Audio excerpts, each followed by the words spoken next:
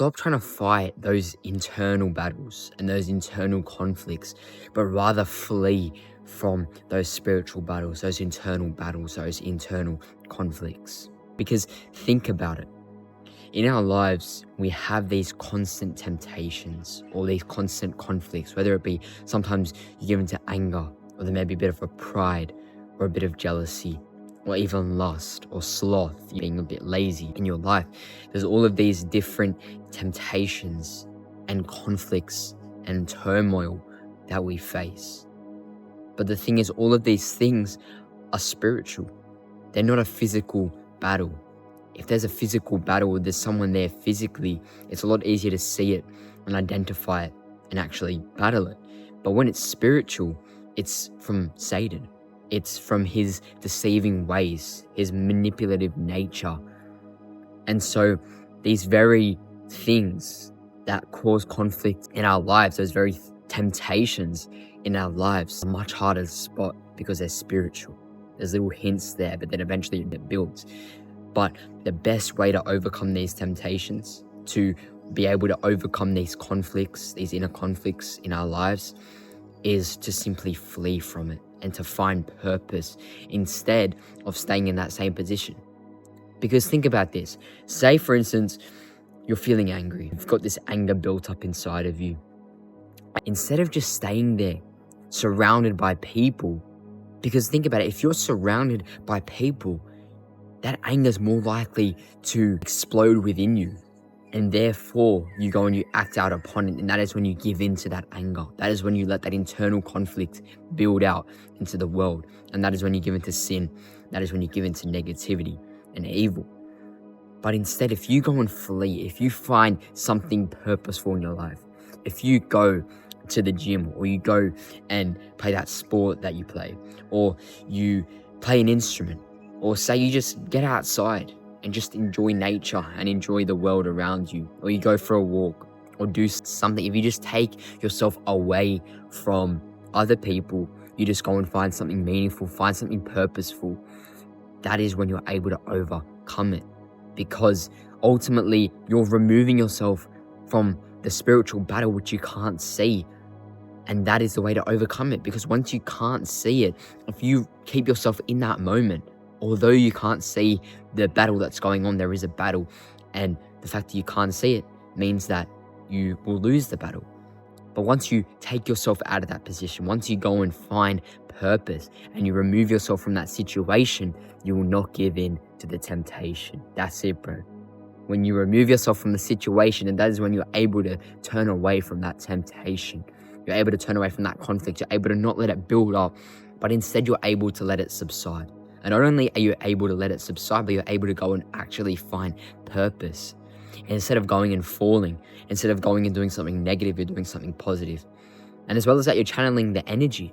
If you're angry, if you're feeling that you've got something inside you that's making you turn against God, or what is good and what is noble and what is right and what is just, when you go out, if you channel that energy into something else purposeful, then you're actually going to be a lot more purposeful.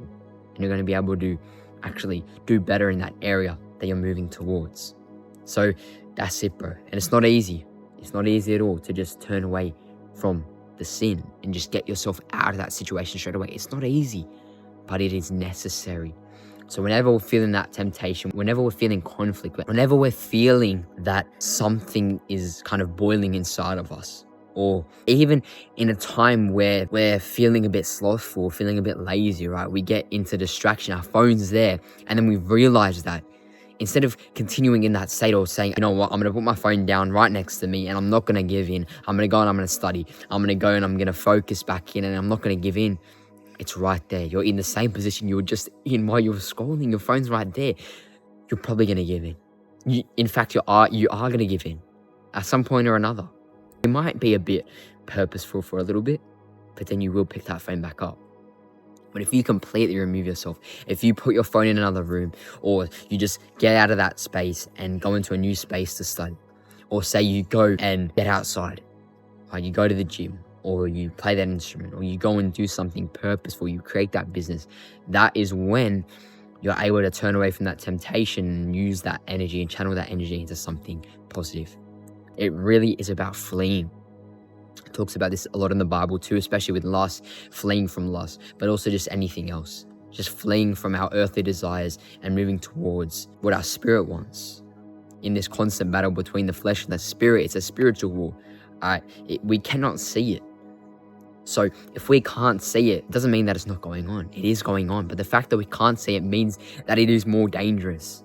That if we put ourselves in places where our flesh thrives, then we're going to give into our fleshly desires. We're going to give into sin. And we're going to turn to negativity. We're going to waste time. We're going to be scrolling. We're going to be giving into sloth. We're going to be even sometimes hurting other people. Not necessarily physically, but even emotionally. Like in the example when I was talking about anger.